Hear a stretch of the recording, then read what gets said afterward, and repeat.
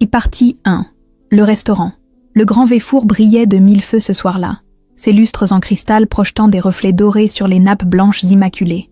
Autour de la grande table ronde, 15 des plus influents investisseurs de Paris étaient réunis, leurs costumes sur mesure et leurs montres de luxe témoignant de leur réussite financière. L'atmosphère était électrique, chargée d'anticipation et de l'excitation qui précède toujours la signature d'un contrat majeur. Isabelle Moreau, 38 ans, présidente directrice générale de Moreau Technologies, se tenait debout à la tête de la table, élégante dans son tailleur Chanel noir. Ses cheveux au burn étaient tirés en un chignon parfait et ses yeux verts brillaient d'une détermination froide. Elle avait travaillé pendant des mois pour organiser cette soirée, cette réunion, qui allait changer le cours de sa vie professionnelle et personnelle. « Messieurs, mesdames », commença-t-elle, sa voix claire résonnant dans le salon privé. Ce contrat représente bien plus qu'un simple investissement. C'est l'avenir de l'intelligence artificielle appliquée à la médecine préventive. Notre technologie révolutionnaire permettra de détecter les maladies cardiovasculaires avec une précision de 98,7%, soit 15 ans avant leur manifestation clinique. Non. Monsieur Dubois, le patriarche de la famille bancaire du même nom, ajusta ses lunettes et pencha sa tête grisonnante vers les documents étalés devant lui. Madame Moreau, ces chiffres sont effectivement impressionnants.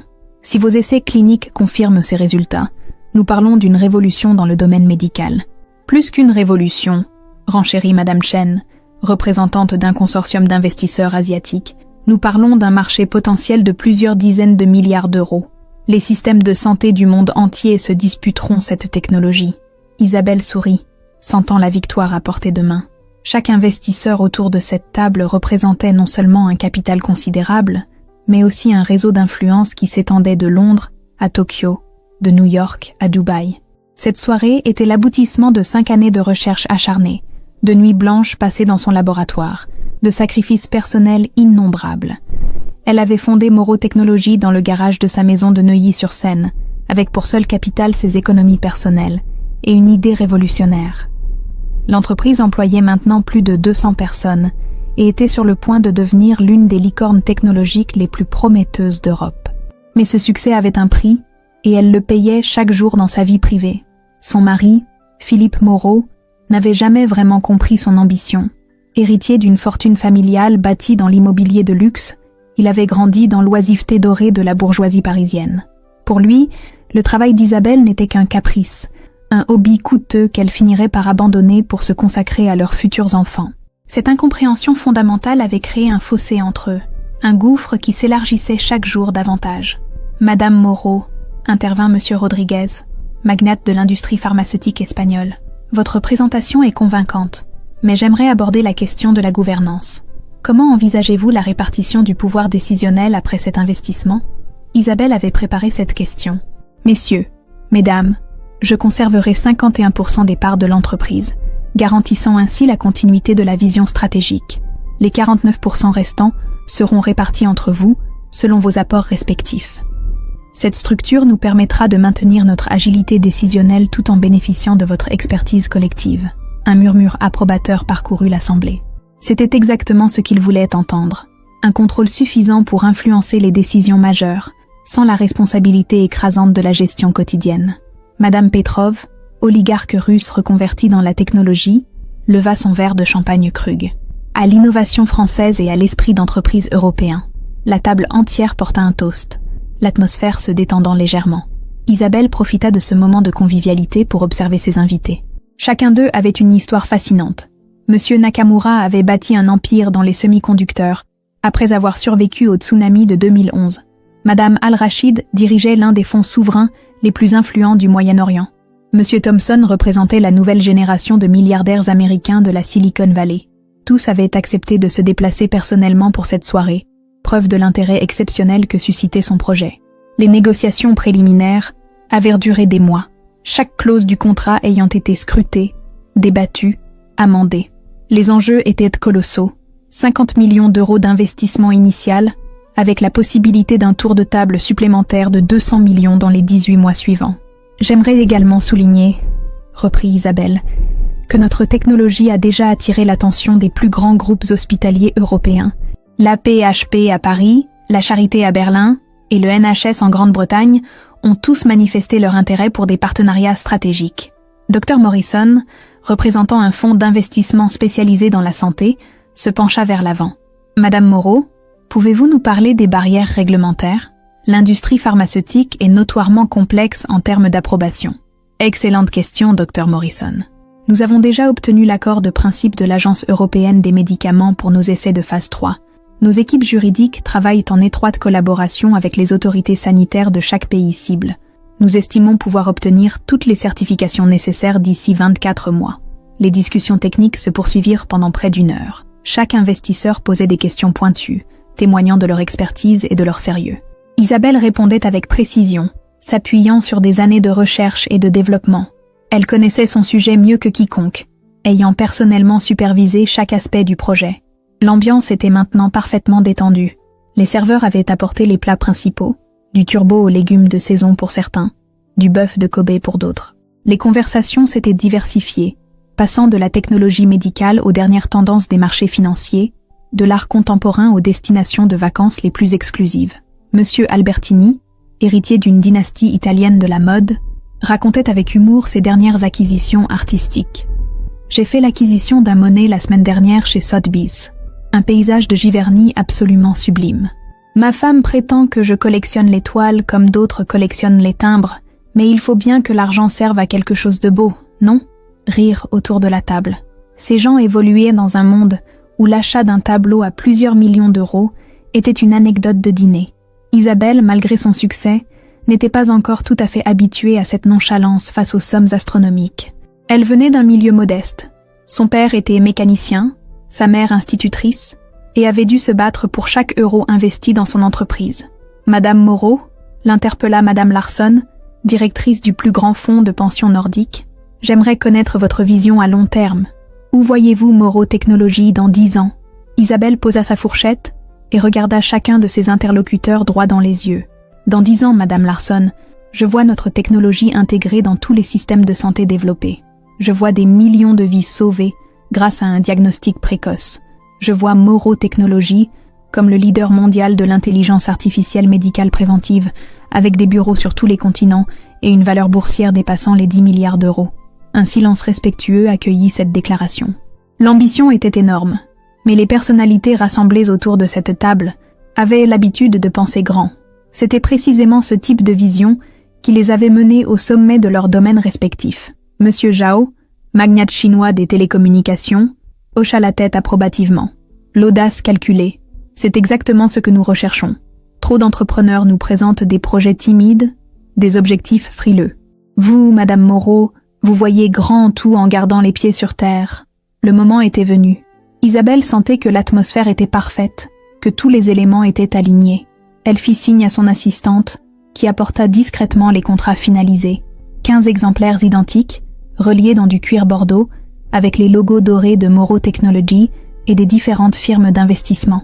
Mesdames, messieurs, si vous êtes prêts, nous pouvons procéder à la signature de nos accords de partenariat. L'excitation était palpable. Chaque investisseur ouvrit son exemplaire du contrat, vérifiant une dernière fois les clauses principales. Leurs assistants et conseillers juridiques, restés discrets jusqu'alors, se penchèrent pour des consultations de dernière minute à voix basse. Isabelle observait cette chorégraphie fascinante du pouvoir financier.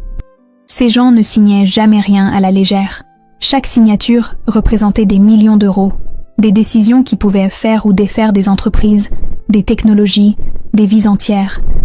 Elle-même allait signer l'acte le plus important de sa carrière, celui qui allait propulser son entreprise vers des sommets qu'elle avait à peine osé imaginer. Dr Patel, représentant d'un conglomérat indien spécialisé dans les biotechnologies, fut le premier à signer. Son geste fut suivi par Madame Chen, puis par Monsieur Dubois. Un par un, les investisseurs apposèrent leurs signatures au bas des documents, scellant ainsi l'avenir de Moreau Technologies. L'atmosphère était électrisante. Isabelle sentait son cœur battre plus vite, non pas de stress mais d'excitation pure. Après tant d'années de labeur, de doutes, de nuits blanches, elle touchait enfin au but. Son rêve de révolutionner la médecine préventive était en passe de devenir réalité.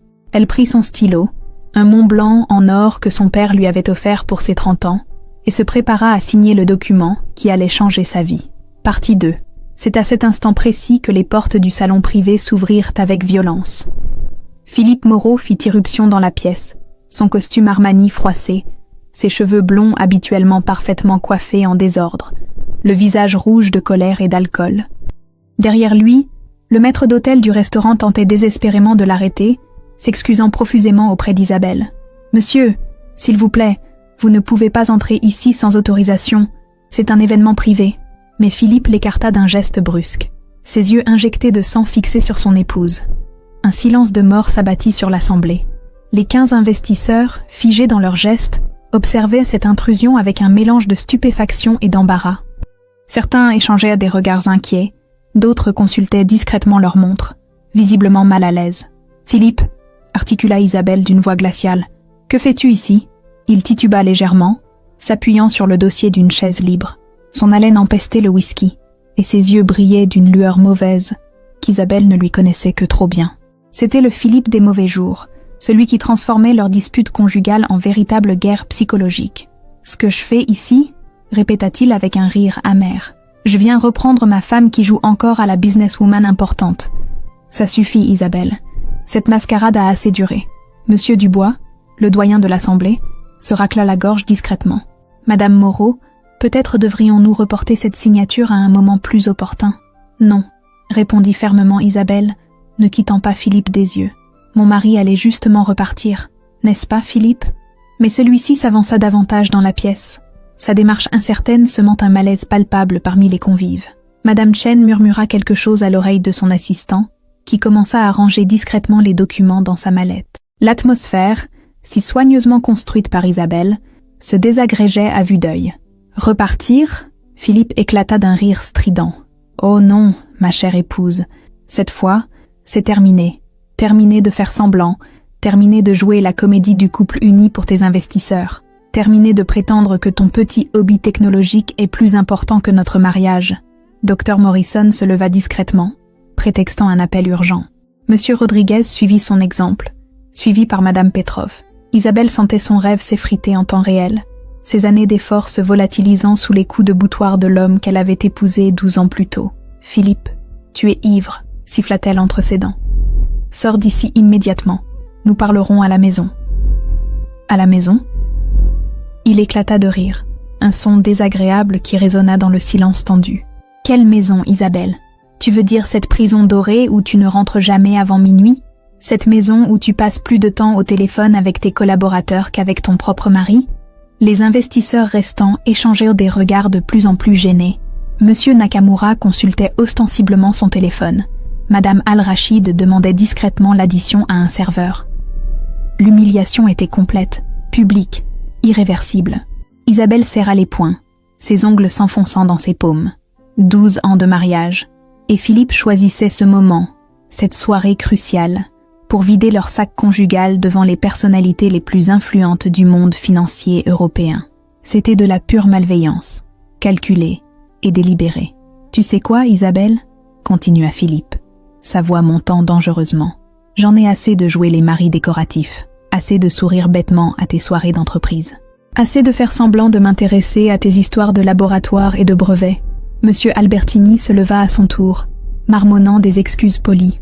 En quelques minutes, la table qui accueillait 15 des plus grands investisseurs d'Europe s'était vidée de moitié.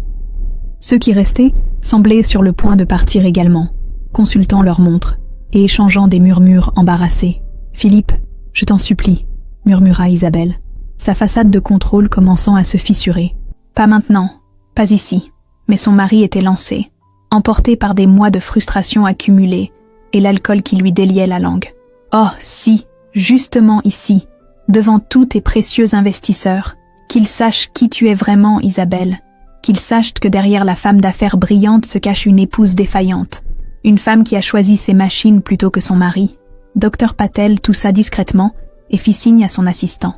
Madame Larson suivit le mouvement. L'exode était maintenant général. Isabelle regardait, impuissante.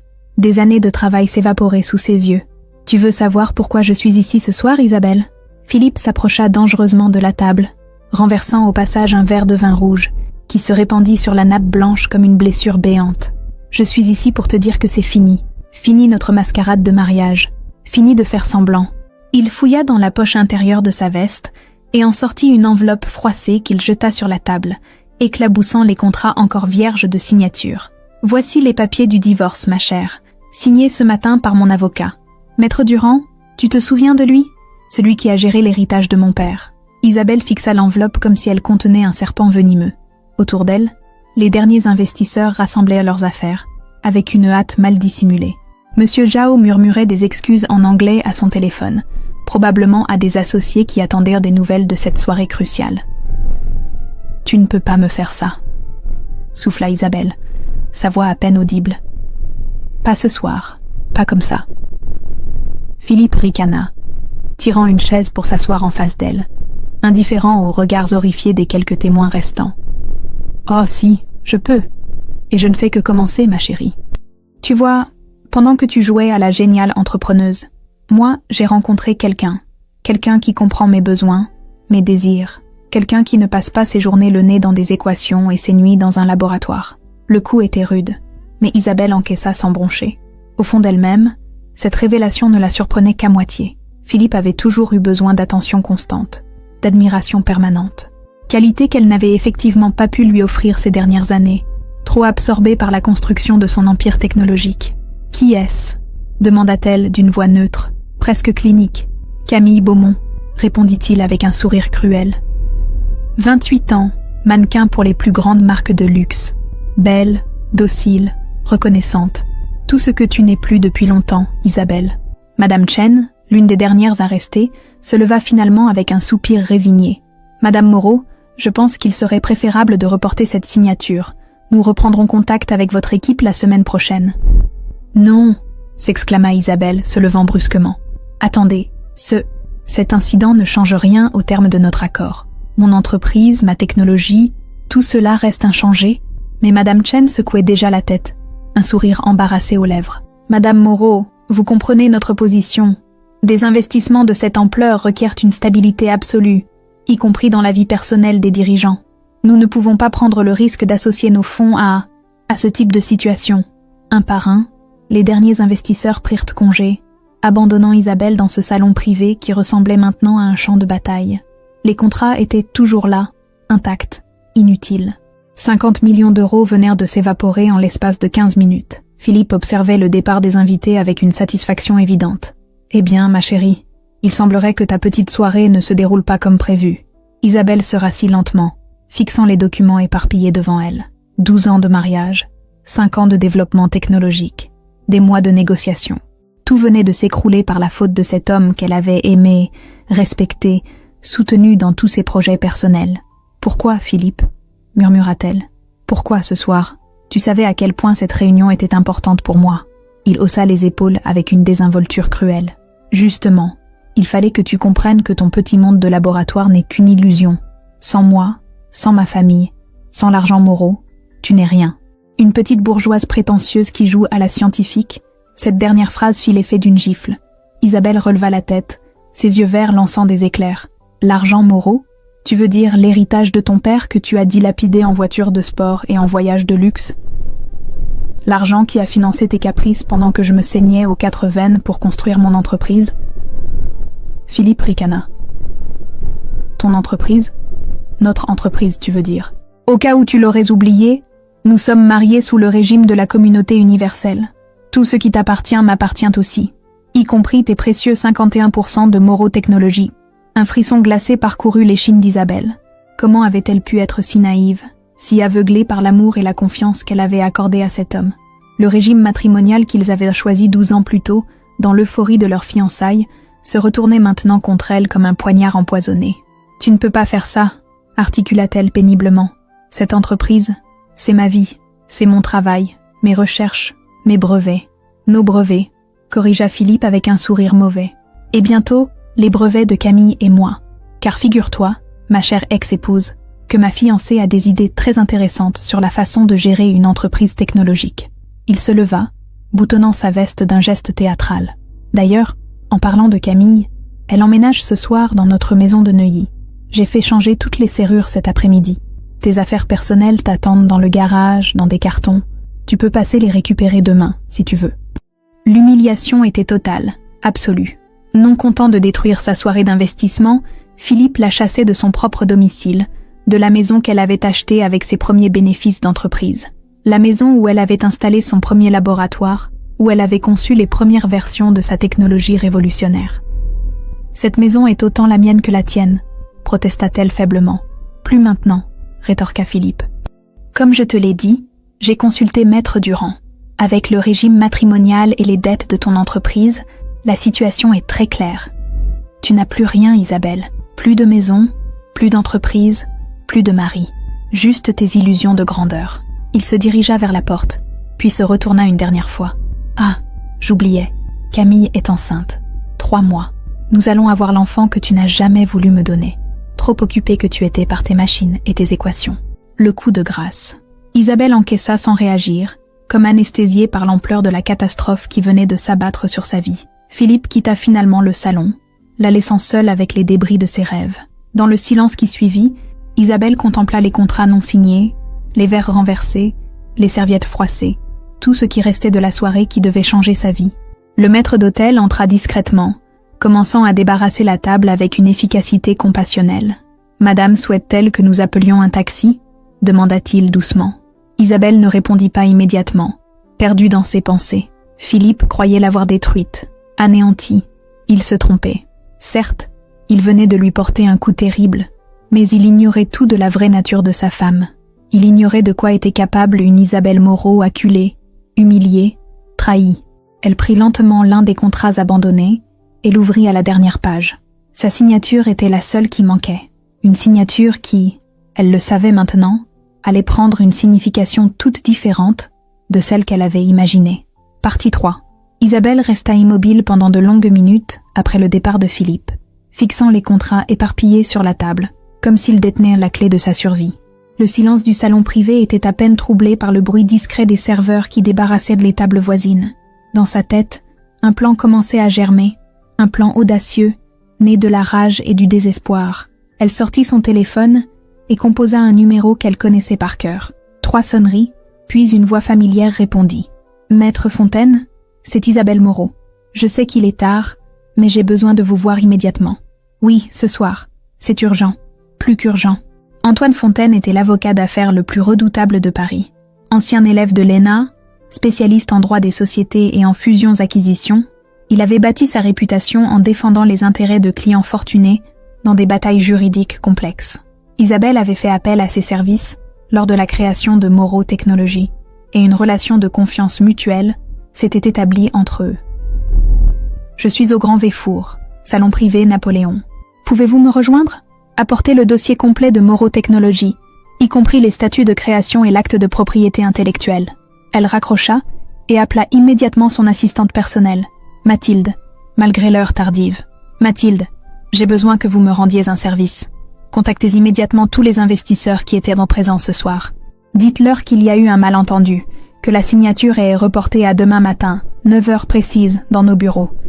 Insistez sur le fait que les termes du contrat restent inchangés. » Madame Moreau, certains d'entre eux semblaient vraiment contrariés en partant.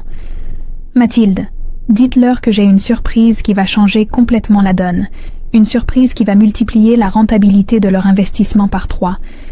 S'ils ne me croient pas, qu'ils rappellent Maître Fontaine demain matin pour confirmation. » Pendant qu'elle parlait, Isabelle réfléchissait fébrilement aux implications de ce que Philippe venait de révéler.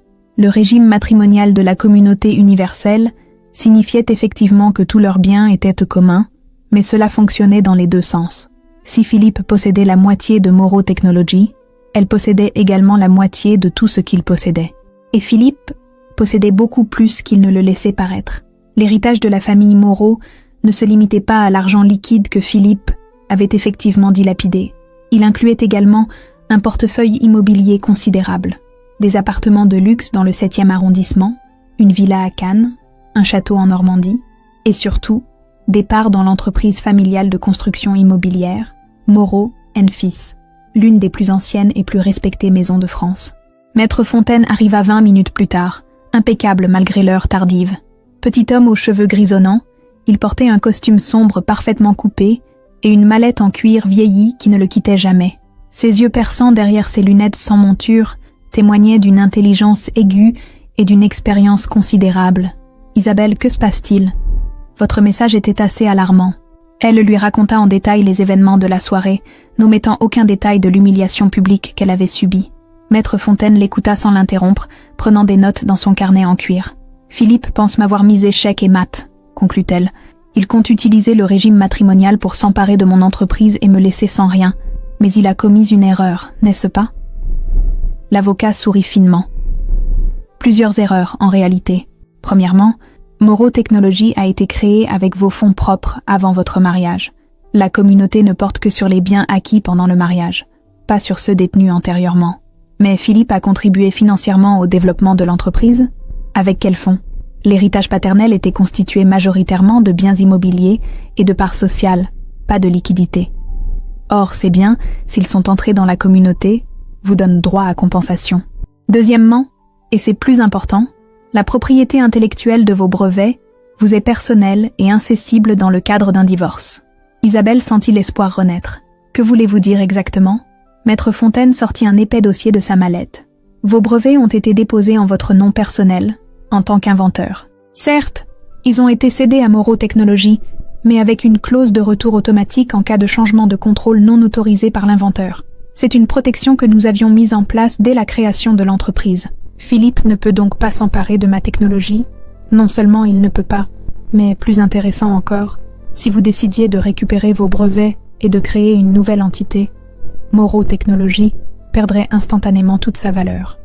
L'entreprise n'est rien sans votre technologie. Un sourire glacial apparut sur les lèvres d'Isabelle.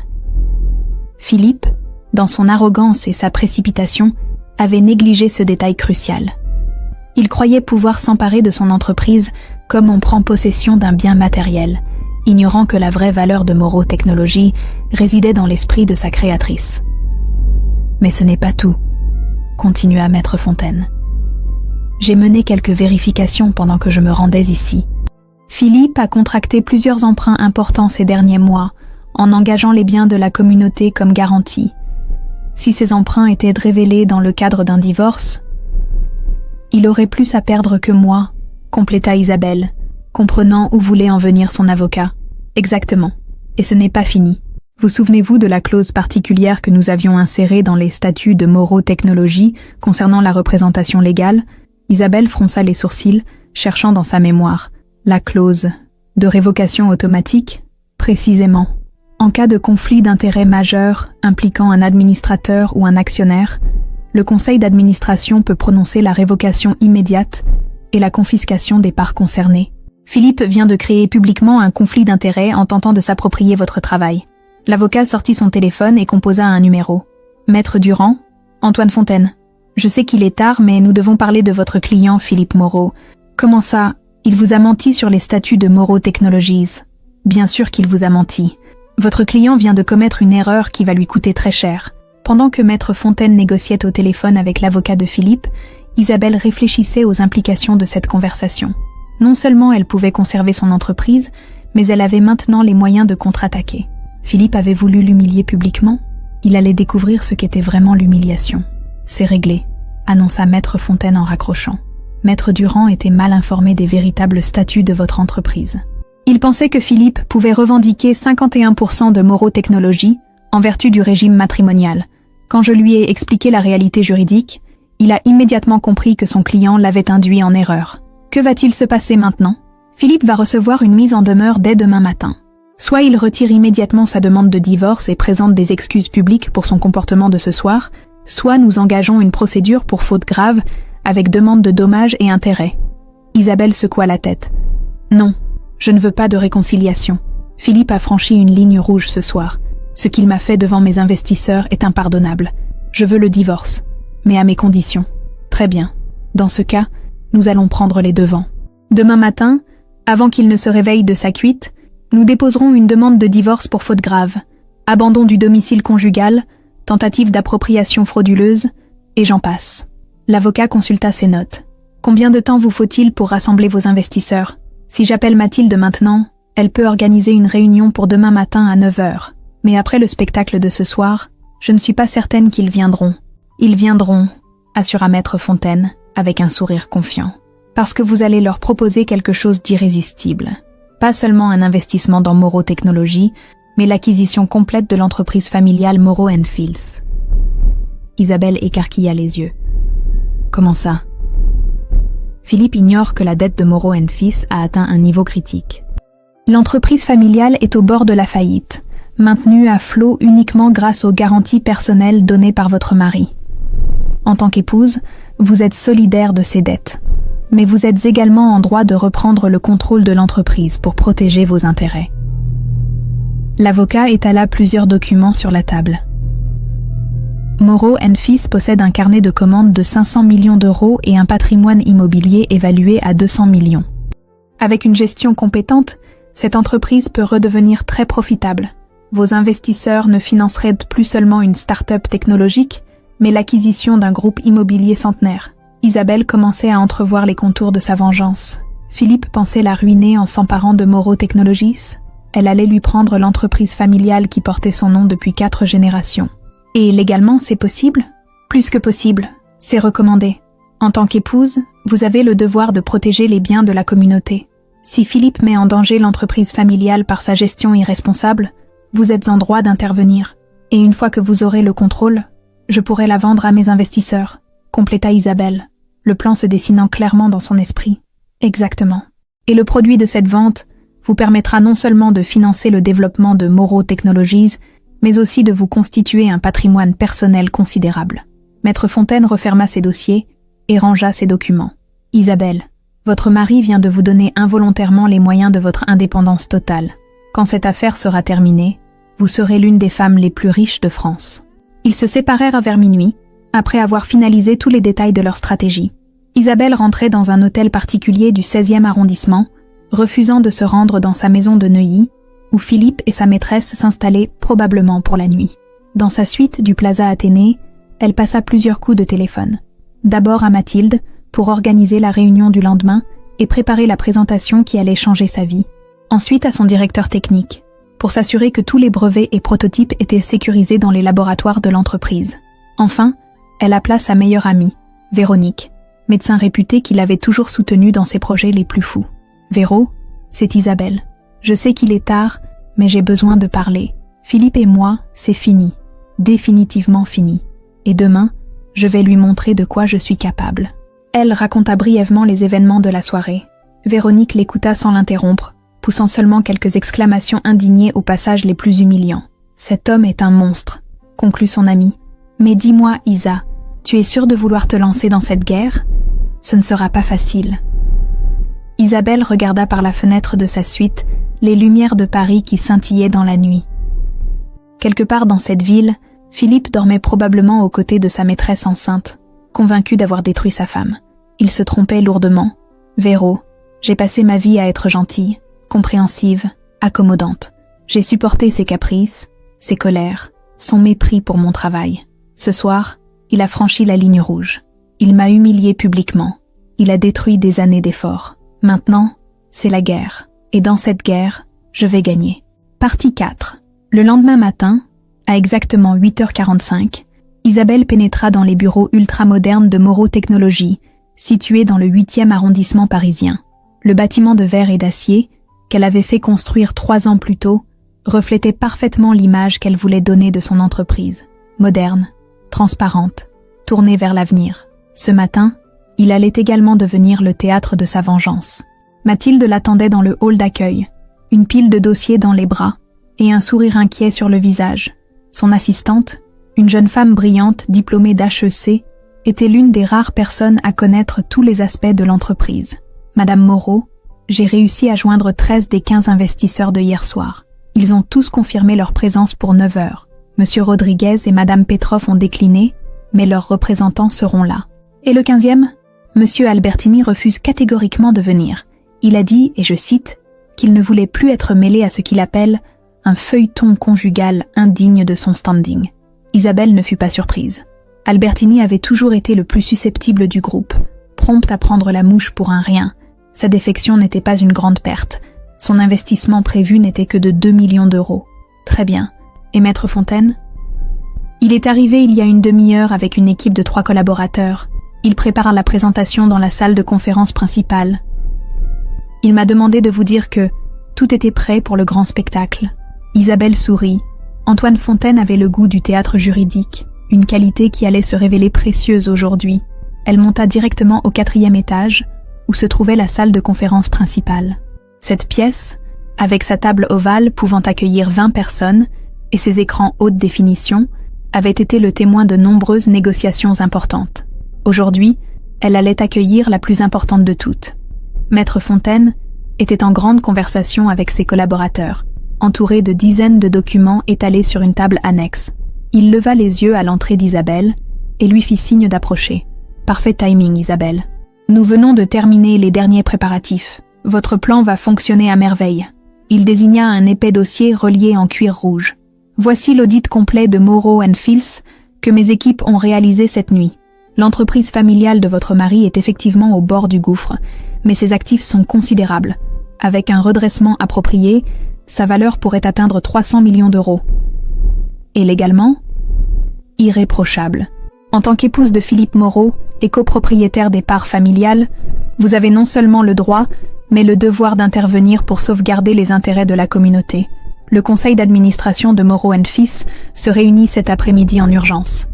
Et votre nomination comme présidente directrice générale sera validée. Isabelle parcourut rapidement l'audit. Les chiffres étaient éloquents. Moreau & Fils avait accumulé 50 millions d'euros de dettes, principalement à cause de la gestion désastreuse de Philippe, qui avait multiplié les projets immobiliers risqués sans les mener à terme. Mais l'entreprise possédait des terrains dans toute la France, des contrats signés avec les plus grands promoteurs et une réputation centenaire dans le milieu de la construction de luxe. Vos investisseurs vont être ravis, continua Maître Fontaine. Au lieu d'investir dans une seule start-up technologique, ils vont pouvoir acquérir un groupe immobilier historique ET, financer le développement de votre technologie médicale. C'est un package d'investissement exceptionnel. À 8h58 précises, les premiers investisseurs commencèrent à arriver. Isabelle les observait depuis son bureau, situé juste au-dessus de la salle de conférence. Monsieur Dubois fut le premier, ponctuel comme à son habitude, suivi de près par Madame Chen et Dr Morrison. Un par un, ils prirent place autour de la table ovale, leur visage exprimant un mélange de curiosité et de méfiance. L'ambiance était tendue. Ces hommes et ces femmes d'affaires avaient été témoins de l'humiliation publique d'Isabelle la veille, et ils venaient principalement par politesse professionnelle. Ils s'attendaient probablement à une tentative désespérée de rattrapage, peut-être des excuses embarrassantes ou des concessions financières pour les convaincre de maintenir leurs investissements. Ils allaient avoir une surprise. À 9h précises, Isabelle fit son entrée dans la salle de conférence. Elle avait choisi avec soin sa tenue. Un tailleur Yves Saint-Laurent rouge sang, couleur du pouvoir et de la détermination. Ses cheveux étaient tirés en un chignon strict, et elle portait les boucles d'oreilles en diamant que sa grand-mère lui avait léguées. L'image qu'elle projetait était celle d'une femme en contrôle total de la situation. « Mesdames, messieurs, commença-t-elle d'une voix claire et assurée, je vous remercie d'avoir accepté mon invitation malgré les événements regrettables d'hier soir. » Un murmure parcourut l'assemblée. Madame Chen échangea un regard avec Dr Morrison, tandis que Monsieur Dubois ajustait ses lunettes, visiblement mal à l'aise. « Avant toute chose, je tiens à vous présenter mes excuses pour le comportement inacceptable de mon mari. Sa conduite était indigne, et vous avez été témoin involontaire d'une situation personnelle qui n'aurait jamais dû interférer avec nos relations professionnelles. Les excuses étaient nécessaires, mais Isabelle ne s'y attarda pas. Elle avait d'autres chats à fouetter. Cependant, continua-t-elle, les événements d'hier soir m'ont permis de réaliser quelque chose d'important. Le contrat que nous nous apprêtions à signer était insuffisant. Il ne reflétait pas le véritable potentiel de ce que je peux vous offrir. Elle fit signe à Mathilde, qui actionna les écrans muraux. Une présentation PowerPoint s'afficha, montrant le logo de Moreau Technologies suivi de celui, plus ancien et prestigieux, de Moreau & Fils. Mesdames, messieurs, je ne vous propose plus seulement d'investir dans une entreprise technologique. Je vous propose d'acquérir un empire. Le silence était total. Tous les regards étaient fixés sur les écrans, où s'affichaient maintenant les chiffres impressionnants du patrimoine combiné des deux entreprises. Moreau & Fils, expliqua Isabelle, est l'une des plus anciennes entreprises de construction de France. Fondée en 1890, elle a participé à la reconstruction de Paris après la Seconde Guerre mondiale, a construit certains des plus beaux hôtels particuliers du 16e arrondissement et possède aujourd'hui un patrimoine foncier évalué à 200 millions d'euros. Monsieur Zhao se pencha vers l'avant, soudain intéressé. Madame Moreau, de quelle manière comptez-vous associer cette entreprise familiale à votre projet technologique? Excellente question, Monsieur Zhao. Voici mon plan. Nous créons un holding qui regroupe Moreau Technologies et Moreau & Fields. Votre investissement de 50 millions d'euros nous permet de redresser l'entreprise immobilière ET, de finaliser le développement de notre technologie médicale. Elle changea de diapositive, révélant un schéma complexe de synergie entre les deux activités. Imaginez des centres médicaux de diagnostic préventif intégrés dans des complexes immobiliers de luxe. Imaginez des hôpitaux privés équipés de notre technologie, construits par Moreau & Fields sur des terrains que nous possédons déjà. Imaginez un réseau international de cliniques high-tech dans les plus belles villes du monde. L'enthousiasme était maintenant palpable dans la salle. Dr Morrison griffonnait des notes à toute vitesse. Madame Chen parlait à voix basse dans son téléphone en mandarin, probablement avec ses associés à Hong Kong. « Mais attendez !» intervint Monsieur Dubois. « Comment pouvez-vous disposer de l'entreprise familiale de votre mari? N'y a-t-il pas des questions de succession, de propriété familiale ?» C'était le moment qu'attendait Isabelle. Elle fit signe à Maître Fontaine, qui se leva avec son dossier rouge. « Maître Fontaine va vous expliquer les aspects juridiques de cette opération », annonça-t-elle. L'avocat prit la parole avec l'assurance d'un homme habitué aux grandes négociations. « Mesdames, messieurs, la situation est parfaitement claire. Philippe Moreau a engagé l'entreprise familiale dans des opérations risquées qui ont mis en péril sa survie. En tant qu'épouse et copropriétaire légale, Madame Moreau a non seulement le droit, mais l'obligation d'intervenir pour sauvegarder les intérêts communs. » Il ouvrit son dossier et en sortit plusieurs documents officiels. Voici l'acte de nomination de Madame Moreau comme présidente directrice générale de Moreau & Fils, validé ce matin même par le conseil d'administration de l'entreprise. Cette nomination lui donne plein pouvoir pour négocier la vente ou la fusion de l'entreprise. « Et Monsieur Philippe Moreau ?» demanda Madame Larson. « Il accepte cette situation ?» Maître Fontaine sourit. « Monsieur Philippe Moreau a été informé de cette décision ce matin par huissier. Il peut contester cette nomination devant les tribunaux, mais cela prendrait des mois, voire des années. Entre-temps, Madame Moreau a toute autorité pour agir. » Isabelle reprit la parole. « De plus, mes chers investisseurs, cette opération vous protège contre les risques personnels liés à ma situation conjugale. En investissant dans le holding qui contrôle les deux entreprises, vous ne dépendez plus de ma relation avec Philippe. Vous devenez propriétaire d'actifs tangibles et rentables. » L'argument était décisif. La veille, ces mêmes investisseurs avaient fui à cause de l'instabilité apparente de la situation personnelle d'Isabelle. Aujourd'hui, elle leur offrait une structure qui les protégeait de cette instabilité tout en multipliant le potentiel de retour sur investissement. Monsieur Thompson, qui était resté silencieux jusqu'alors, prit enfin la parole. « Madame Moreau, vos chiffres sont impressionnants, mais j'aimerais comprendre le calendrier. À quelle vitesse pouvons-nous finaliser cette opération ? » « Très rapidement, » répondit-elle sans hésiter. « Les contrats de vente de Moreau & Fields peuvent être signés dès la semaine prochaine. Le redressement de l'entreprise prendra 6 mois maximum. Parallèlement, nous finaliserons les essais cliniques de notre technologie médicale. Dans 1 an, vous serez propriétaire d'un groupe qui générera plus de 100 millions d'euros de chiffre d'affaires annuel. » Madame Al-Rachid leva la main. « Et la valorisation ? À combien estimez-vous la valeur totale du groupe après restructuration ?» Isabelle avait préparé cette question cruciale. Avec une gestion optimisée, Moreau & Fields peut générer 30 millions d'euros de bénéfices annuels. À un multiple de valorisation standard de 10, cela représente 300 millions d'euros. Ajoutez-y la valeur de Moreau Technologies une fois la technologie commercialisée, que nous estimons à 500 millions minimum, et vous obtenez un groupe valorisé à 800 millions d'euros. Pour un investissement de 50 millions, calcula rapidement Dr Morrison, cela représente un retour potentiel de 1600%. C'est extraordinaire. C'est exactement cela, confirma Isabelle.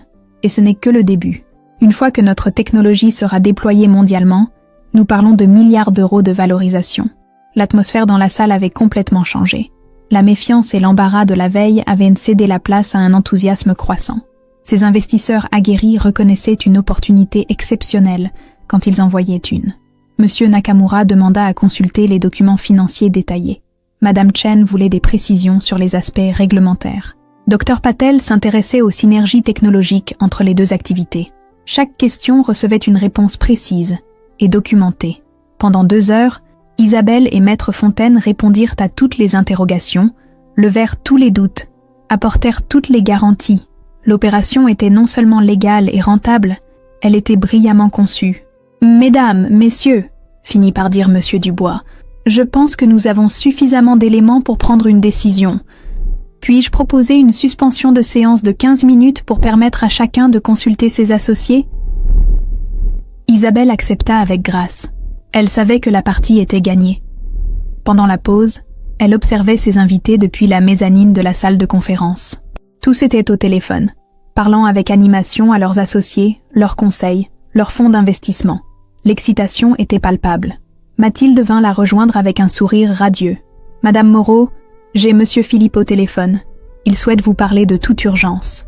Il dit que c'est, et je cite, une question de vie ou de mort. » Isabelle réfléchit un instant, puis secoua la tête. « Dites à Monsieur Philippe que je suis en réunion d'affaires et que je ne peux pas être dérangée. S'il souhaite me parler, il peut prendre rendez-vous avec Maître Fontaine. Il insiste, madame. Il dit qu'il va venir ici. » Parfait. Prévenez la sécurité qu'il ne doit sous aucun prétexte être autorisé à entrer dans le bâtiment. S'il insiste, qu'ils appelleront la police. Isabelle n'avait aucune intention de laisser Philippe gâcher cette réunion comme il avait gâché celle de la veille. Cette fois, elle était sur son terrain, entourée de ses collaborateurs, protégée par la loi et la justice. Quand les investisseurs reprirent leur place, leur visage exprimait une détermination nouvelle. Monsieur Dubois se leva, jouant son rôle habituel de porte-parole du groupe. « Madame Moreau, nous avons consulté nos associés respectifs. Votre proposition est exceptionnelle et nous souhaitons y participer. Cependant, nous aimerions modifier légèrement les termes de l'accord. » Isabelle retint son souffle. Après être venue si près du but, allait-il tout faire capoter à cause de détails techniques? Nous proposons d'augmenter l'investissement initial à 75 millions d'euros, continua Monsieur Dubois, avec une option d'investissement supplémentaire de 150 millions dans les 18 mois, portant le total potentiel à 225 millions d'euros. C'était au-delà de tous les espoirs d'Isabelle. Non seulement ils acceptaient sa proposition, mais ils l'amélioraient considérablement. En contrepartie, ajouta Madame Chen, nous souhaitons obtenir 45% du holding, vous conservant 55% et donc le contrôle opérationnel. Isabelle fit rapidement le calcul.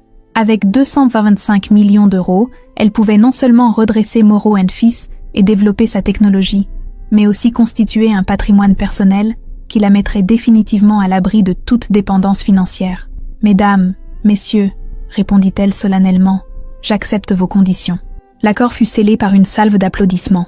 Les contrats modifiés furent imprimés en temps réel par l'équipe de Maître Fontaine. En moins d'une heure, tous les documents étaient signés, paraphés, notariés. Isabelle Moreau venait de réaliser la plus importante levée de fonds de l'histoire de l'entrepreneuriat français féminin.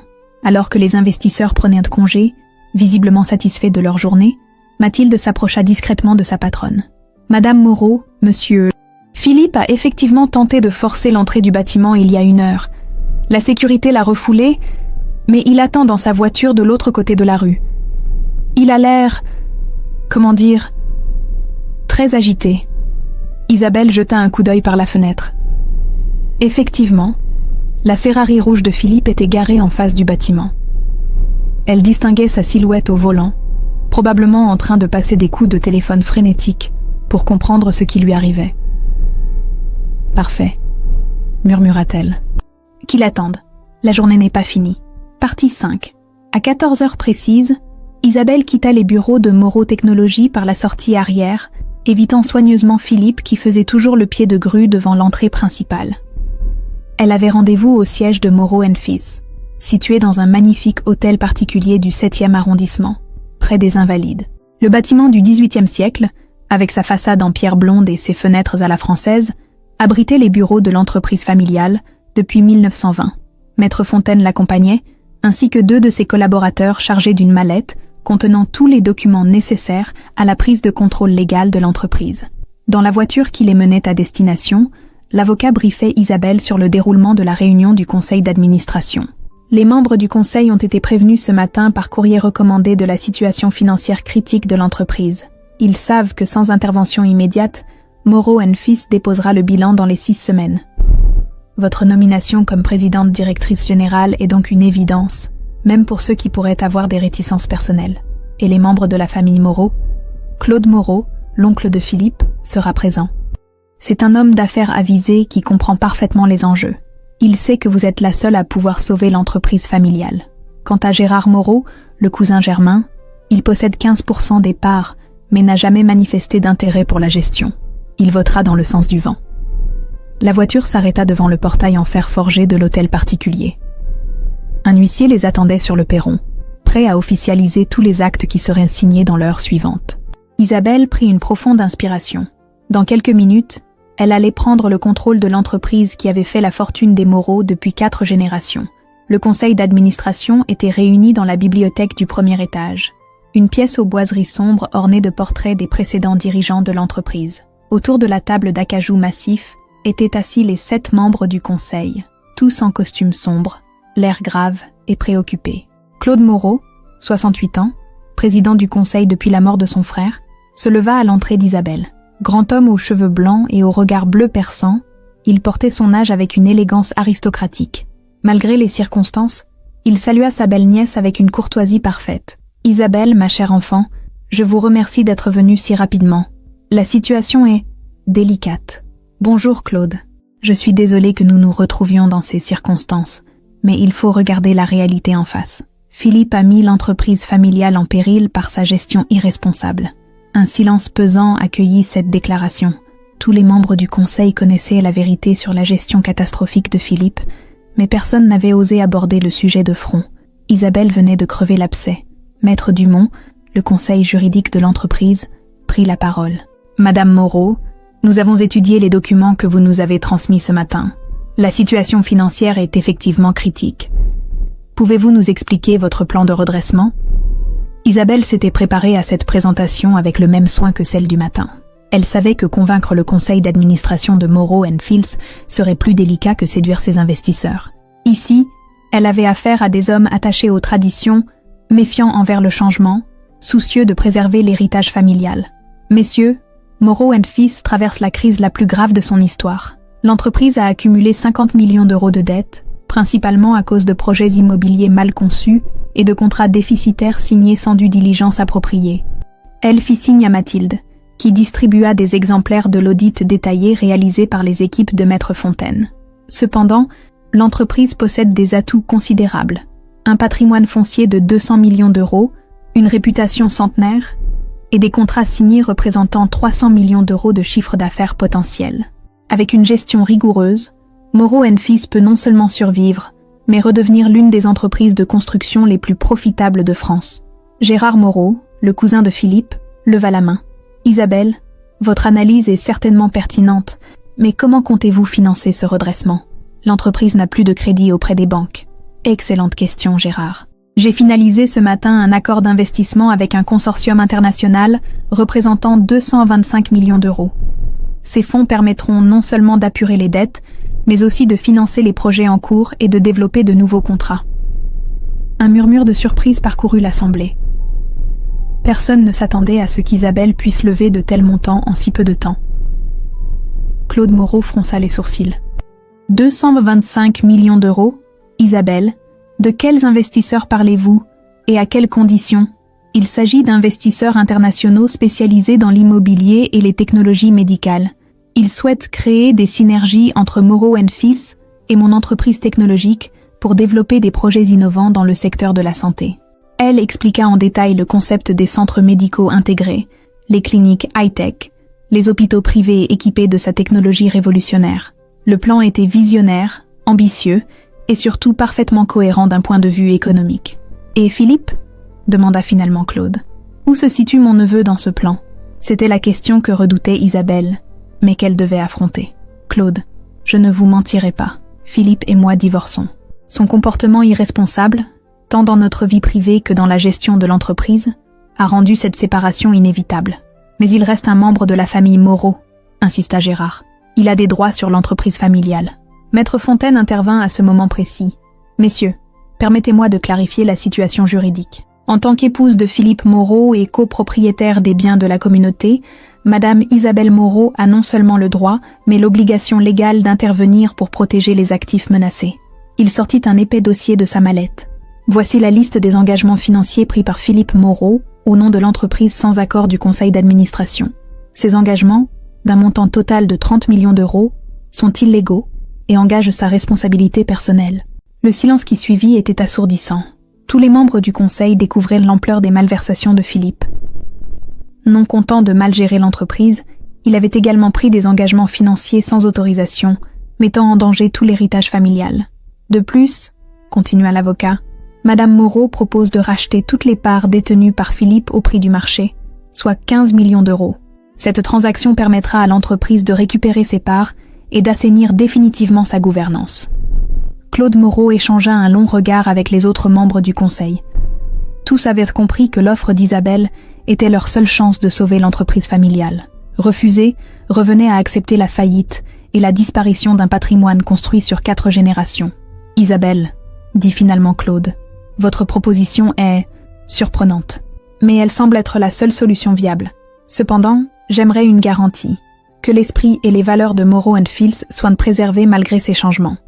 Claude, je vous donne ma parole d'honneur que l'entreprise conservera son nom, ses traditions et ses valeurs. Nous ne ferons que moderniser ses méthodes et diversifier ses activités. L'âme de Moreau & Fils restera intacte. » Le vote fut unanime. En 15 minutes, Isabelle Moreau était officiellement nommée présidente directrice générale de Moreau & Fils, avec plein pouvoir pour négocier sa vente au consortium d'investisseurs. L'huissier procéda immédiatement à l'enregistrement de tous les actes, rendant la décision légalement irrévocable. Pendant que les formalités administratives se déroulaient, Mathilde reçut un appel urgent. Elle s'éclipsa discrètement, puis revint quelques minutes plus tard avec un air préoccupé. « Madame Moreau, Monsieur Philippe est arrivé. Il demande à vous voir immédiatement. Il dit qu'il a des révélations importantes à faire. » Isabelle consulta sa montre. 16h30. Philippe avait certainement été informé de la réunion du conseil d'administration par ses contacts dans l'entreprise.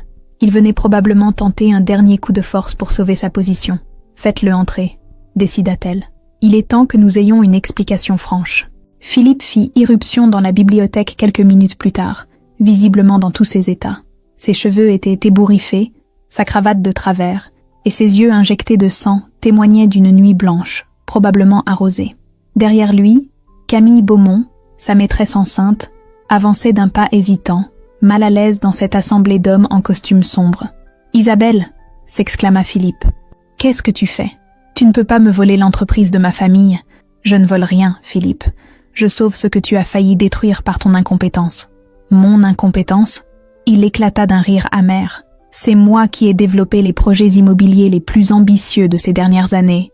C'est grâce à moi que Moreau & Fils s'est modernisé. » Claude Moreau se leva, l'air sévère. « Philippe, mon garçon, nous venons de découvrir l'étendue de tes erreurs de gestion. L'entreprise est au bord de la faillite par ta faute. » « C'est faux, c'est de la manipulation. Isabelle vous a manipulé avec ses chiffres et ses avocats. » Maître Fontaine ouvrit calmement son dossier et en sortit une liasse de documents. « Monsieur Philippe Moreau, voici la liste des contrats que vous avez signés sans autorisation du conseil d'administration. Voici les emprunts que vous avez contractés en engageant les biens de l'entreprise comme garantie. Voici les projets déficitaires que vous avez lancés sans étude de faisabilité. » Philippe blêmit en reconnaissant les documents. Il savait qu'il était pris au piège, que ses malversations étaient maintenant exposées au grand jour. Sa stratégie d'intimidation se retournait contre lui. « De plus, » continua l'avocat implacablement, « nous avons découvert que vous avez détourné 2 millions d'euros du fonds de roulement de l'entreprise pour financer vos dépenses personnelles. Cela constitue un délit d'abus de biens sociaux passible de 5 ans de prison ferme. » Camille Beaumont porta la main à sa bouche. Horrifiée, elle découvrait un aspect de son amant qu'elle ignorait totalement. L'homme riche et généreux qu'elle croyait connaître était en réalité un escroc qui avait pillé l'entreprise familiale. « Philippe, » intervint doucement Isabelle, « je te propose un marché. Tu acceptes le divorce à l'amiable, tu cèdes tes parts de Moreau & Fils contre une compensation de 15 millions d'euros et nous oublions tes écarts de gestion. Sinon, Maître Fontaine dépose plainte dès demain matin et tu finis ta vie en prison. » Le chantage était imparable. Philippe se trouvait face à un choix simple. Accepter la proposition généreuse d'Isabelle ou affronter les conséquences pénales de ses actes. Dans un cas, il conservait une partie de sa fortune et sa liberté. Dans l'autre, il perdait tout et finissait derrière les barreaux. « 15 millions » balbutia-t-il. « Mais mes parts valent au moins 30 millions. Tes parts ne valent rien si l'entreprise fait faillite à cause de tes malversations, » rétorqua sèchement Isabelle. « 15 millions, c'est déjà plus que généreux compte tenu des circonstances. » Claude Moreau hocha la tête. « Isabelle a raison, Philippe. Accepte sa proposition. C'est ta seule chance de t'en sortir dignement. Philippe regarda autour de lui, cherchant du soutien. Mais tous les visages exprimaient la même réprobation. Même Camille s'était éloignée de lui, découvrant avec horreur l'homme qu'elle avait choisi d'aimer. « Et Camille ?» demanda-t-il faiblement. « Et notre enfant ?»« Cela ne me regarde plus, » répondit froidement Isabelle. « Vous vous débrouillerez avec 15 millions d'euros et ce qui reste de ta réputation. » La négociation dura encore 1 heure, mais le résultat était couru d'avance. Philippe finit par accepter toutes les conditions d'Isabelle. Divorce par consentement mutuel, cession de ses parts de Moreau & Fils, abandon de toute prétention sur Moreau Technologies et engagement de discrétion absolue sur les détails de leur séparation. Les actes furent signés séance tenante, en présence de l'huissier et de témoins. En l'espace de quelques heures, Isabelle avait non seulement récupéré sa liberté, mais aussi pris le contrôle total de l'Empire Moreau. Quand Philippe et Camille quittèrent finalement l'hôtel particulier, ils formaient un couple défait, brisé par la découverte de la vérité. Camille, enceinte de 3 mois, réalisait qu'elle allait élever son enfant avec un homme ruiné et déshonoré. Seule dans la bibliothèque avec Claude Moreau, Isabelle contemplait les portraits des anciens dirigeants de l'entreprise. Dans quelques mois, son propre portrait rejoindrait cette galerie. Première femme à diriger Moreau & Fils en 135 ans d'existence. « Isabelle, » dit doucement Claude, « j'espère que vous mesurez la responsabilité qui vous incombe. Cette entreprise, c'est l'œuvre de 4 générations de Moreau. Claude, je vous promets de la traiter avec le respect qu'elle mérite, mais je vais aussi la faire entrer dans le XXIe siècle. Dans 10 ans, Moreau & Fils sera l'entreprise de construction la plus innovante d'Europe. » Le vieil homme sourit. « J'en suis convaincu, ma chère. Philippe était peut-être mon neveu, mais vous avez l'étoffe d'un vrai dirigeant. » Alors qu'elle quittait l'hôtel particulier à la tombée de la nuit, Isabelle réalisa l'ampleur de ce qu'elle venait d'accomplir. En moins de 24 heures, elle était passée du statut d'épouse humiliée à celui de femme d'affaires la plus puissante de France. Elle contrôlait maintenant un empire de 500 millions d'euros, employait plus de 800 personnes et détenait la technologie médicale la plus prometteuse de sa génération. Philippe avait voulu la détruire. Il lui avait donné les armes de sa propre victoire. Mais l'histoire n'était pas terminée. Isabelle avait un dernier coup à jouer, le plus spectaculaire de tous. Un coup qui allait définitivement établir sa domination et laver l'humiliation de cette fameuse soirée au Grand Véfour. Il y a en partie 6. 6 mois plus tard, le salon privé Napoléon du Grand Véfour brillait de nouveau de 1000 feux. La même table ronde, les mêmes lustres en cristal, les mêmes nappes blanches immaculées. Mais cette fois, l'atmosphère était radicalement différente. Au lieu de l'humiliation et de l'effondrement, régnait une ambiance de triomphe et de célébration. Isabelle Moreau, resplendissante dans une robe Dior couleur champagne, se tenait debout à la tête de la table, un verre de Krug à la main. Autour d'elle, les 15 investisseurs qui avaient fui 6 mois plus tôt étaient de nouveau réunis, mais cette fois pour célébrer le succès le plus spectaculaire de l'histoire récente des affaires françaises. « Mesdames, messieurs », commença-t-elle, sa voix claire résonnant dans le salon. « Il y a exactement 6 mois, dans cette même pièce, j'ai vécu l'une des soirées les plus humiliantes de ma vie. Ce soir, j'ai l'honneur de vous annoncer que notre groupe a dépassé toutes nos prévisions les plus optimistes. » Elle fit signe à Mathilde, qui distribua des exemplaires reliés en cuir du rapport annuel du groupe Moreau. Les chiffres étaient éblouissants. 650 millions d'euros de chiffre d'affaires, 95 millions de bénéfices nets, une valorisation boursière qui approchait les 2 milliards d'euros. En 6 mois, continua Isabelle, nous avons redressé Moreau & Fils, lancé la commercialisation de notre technologie médicale et créé le premier réseau européen de centres de diagnostic préventif intégrés.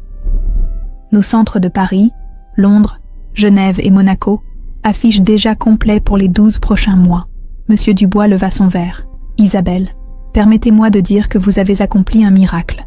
Transformer une crise conjugale en opportunité d'affaires, c'est du génie pur. Rires approbateurs autour de la table. L'ironie de la situation n'échappait à personne.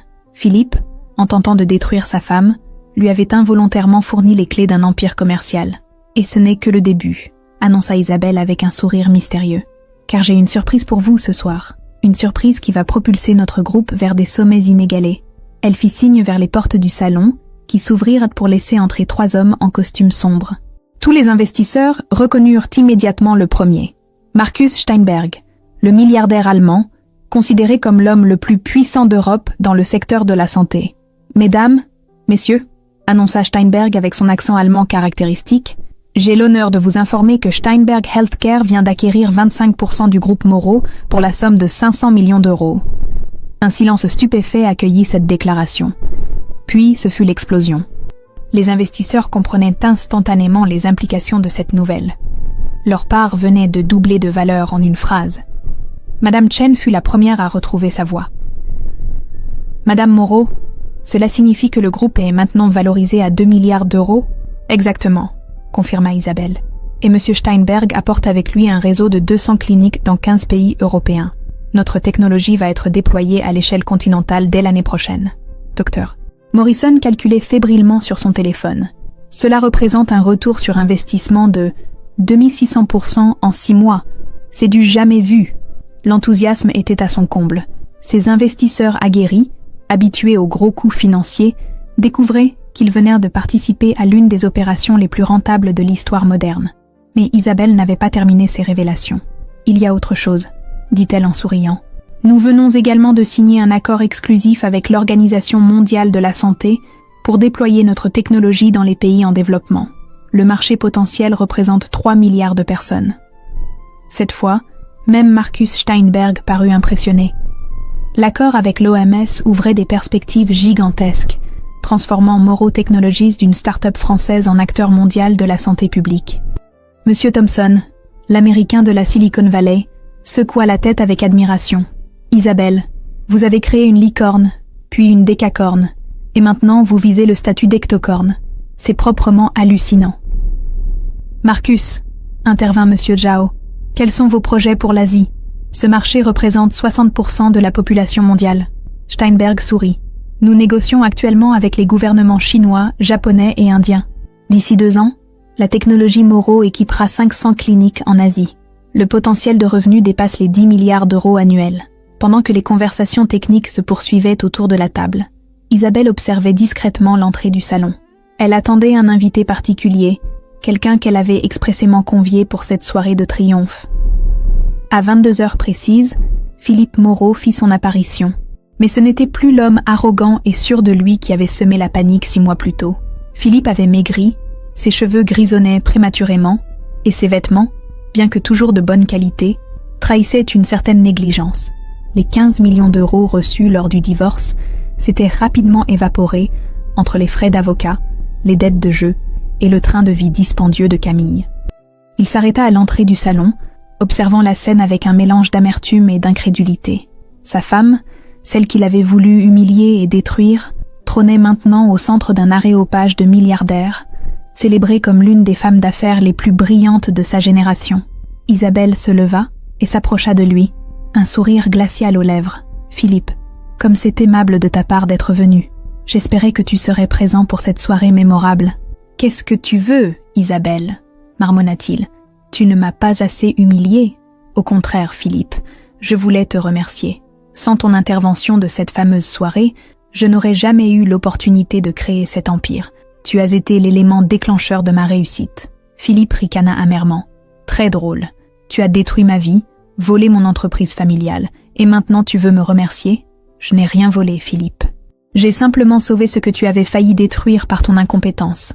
D'ailleurs, j'ai une proposition à te faire. » Elle fit signe à Mathilde, qui apporta une enveloppe cachetée. « Un contrat de travail, » expliqua Isabelle. « Poste de directeur commercial adjoint chez Moreau & Fils, division projet d'os spéciaux.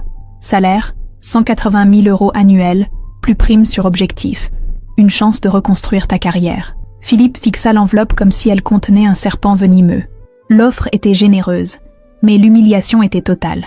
Accepter signifiait devenir l'employé de sa propre ex-femme, dans l'entreprise de sa propre famille. « Pourquoi ?» demanda-t-il. « Pourquoi cette offre ? Parce que tu connais le secteur immobilier ? Parce que tu portes le nom Moreau ? Et parce que, disons que j'aime l'idée de t'avoir sous mes ordres. » La cruauté de la proposition était évidente. Isabelle ne se contentait pas de triompher. Elle voulait que Philippe mesure chaque jour l'ampleur de sa chute. « Et si je refuse ? Tu es libre de refuser, évidemment. Mais permets-moi de te rappeler ta situation actuelle. Plus d'entreprise, plus de fortune familiale, plus de réputation dans le milieu des affaires parisiens. À 42 ans, tes perspectives de carrière sont limitées. » Philippe jeta un regard vers la table où les investisseurs continuaient leurs discussions animées. Ces hommes et ces femmes qui, 6 mois plus tôt, le saluaient respectueusement comme l'héritier d'une dynastie industrielle, l'ignoraient maintenant totalement. « J'ai besoin de réfléchir », marmonna-t-il. « Bien sûr, tu as jusqu'à lundi matin. Après ça, l'offre sera retirée. » Philippe quitta le salon sans un mot de plus, laissant Isabelle savourer pleinement son triomphe. Autour de la table, les conversations avaient repris, mais plusieurs investisseurs avaient assisté à l'échange entre les ex-époux. « Isabelle, » murmura Madame Larson, « n'est-ce pas un peu cruel ? Les affaires ne sont pas un concours de gentillesse, » répondit calmement Isabelle. « Philippe a choisi de faire de notre divorce une guerre. Il a perdu cette guerre. Maintenant, il doit assumer les conséquences. » Markus Steinberg hocha la tête approbativement. « En Allemagne, nous avons un proverbe. Wer Wind sät, erntet Sturm. Qui sème le vent récolte la tempête. Votre ex-mari a semé le vent. » La soirée se poursuivit jusqu'à tard dans la nuit. Les contrats d'expansion internationale furent signés, les stratégies de développement finalisées, les objectifs pour l'année suivante définis. Quand les derniers invités prirent congé vers 2 heures du matin, Isabelle se retrouva seule dans le salon privé, qui avait été le théâtre de sa résurrection. Mathilde s'approcha discrètement. « Madame Moreau, Monsieur Philippe a appelé il y a 1 heure. Il accepte votre offre d'emploi. Il commencera lundi matin. » Isabelle sourit. La boucle était bouclée. L'homme qui avait voulu la détruire allait maintenant travailler pour elle, sous ses ordres, dans l'entreprise qu'il avait failli ruiner par sa négligence. Parfait. Préparez-lui un bureau au sous-sol, dans l'ancien local d'archives. Et assurez-vous qu'il comprenne bien les règles. Horaire strict, rapport hebdomadaire de ses activités et aucun contact avec les clients majeurs sans autorisation. Et pour Madame Camille Beaumont, elle a accouché la semaine dernière. Isabelle haussa les épaules. Cela ne me concerne plus. Philippe a fait ses choix. Il doit maintenant vivre avec. En quittant le Grand Véfour ce soir-là, Isabelle contemplait les Champs-Élysées illuminés. À 38 ans, elle était devenue l'une des femmes les plus puissantes d'Europe. Son groupe employait maintenant 2000 personnes, sa technologie sauvait des milliers de vies, et sa fortune personnelle dépassait les 800 millions d'euros. Tout cela grâce à la folie destructrice de Philippe. Dans sa voiture qui la ramenait vers son nouvel appartement, un somptueux duplex avenue Foch acheté cash, elle repensait aux événements de ces 6 derniers mois. La transformation avait été spectaculaire. De femme d'affaires brillante mais dépendante, elle était devenue une force de la nature, une tornade qui avait balayé tous les obstacles sur son passage. Son téléphone sonna. Véronique, sa meilleure amie. « Isa, j'ai vu les actualités économiques. Félicitations pour ton accord avec Steinberg. Tu as réussi au-delà de tous tes rêves. » « Merci Véro. Mais tu sais quoi ?